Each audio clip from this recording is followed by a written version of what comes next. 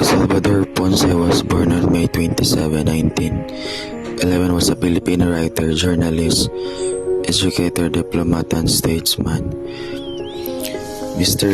Lopez serves as a delegate to the United Nations in its formative years as foreign minister in early 1960s. He took part in many negotiations, particularly between Indonesia and Malaysia. He studied at the University of the Philippines, UP, and obtained a Bachelor of Arts degree in English in 1931 and a Master of Arts degree in Philosophy in 1933. At UP, he was drama critic for a Philippine Collegian and a member of Upsilon Sigma Pi from 1933 to 1936.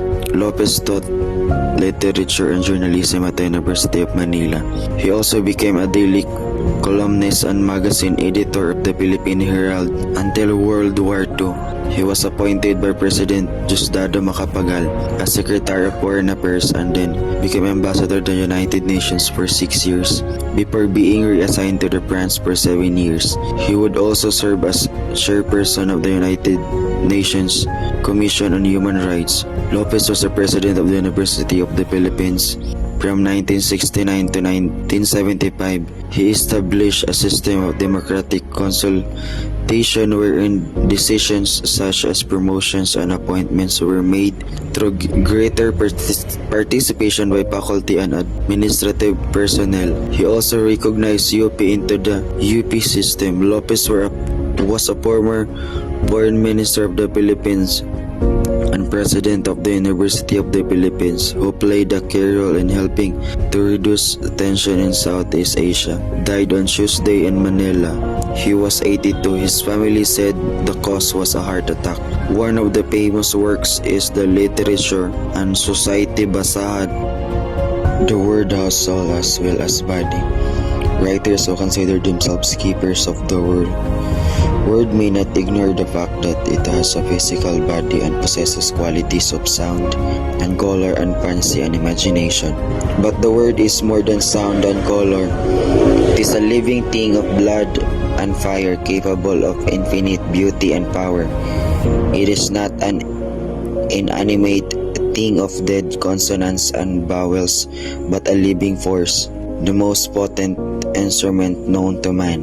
Whoever uses speech merely to evoke beauty of sound or beauty of imagination is not exploiting the gift of speech for all that is worth.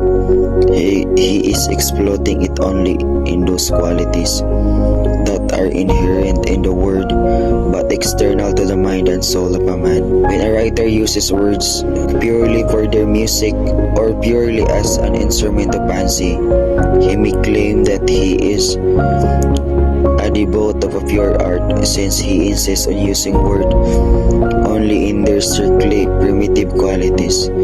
In point of fact, he is really a descendant, as it stubbornly confuses rhetoric painting and refuses to place words in the empathy of man and his civilization.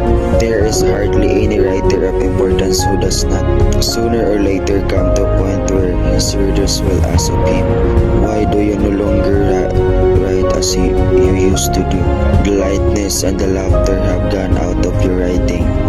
You now write almost exclusively on politics, as if life offered nothing besides human folly and the social struggle. Why do you no longer write of pleasant and beautiful things?" For the young writer is almost certain to start his career by writing mostly poetry and sophomoric philosophy, permitting his fancy to reveal among lovely phrases called from books and sayings came down from ancients, daily exposed to the headlines of the newspaper. His Olympian superiority indifference yields slowly to the persistent hammering of the facts of his own experience and the contemporary history. Upon his sophomoric certainties, is cast to the shadows of terrible happenings, whole nations in the grip of terror, starved, maimed, or killed through the fault of their own. Bounds in the body games of men, lost full of wealth and power, crash under the heels of the dictators. Did he used to write on poetry and philosophy, expatiate on the beauty of the life and splendor of human brotherhood? If so, he soon begins to realize that he was merely echoing what he had read in books, for the book of life conveys a different message altogether. In his heart is no longer merely the singing exaltation over art and nature living. In his heart is a deep compassion for the suffering of the oppressed and anger in the oppressor. Not that he has become blind to the beauty of nature and the work of man.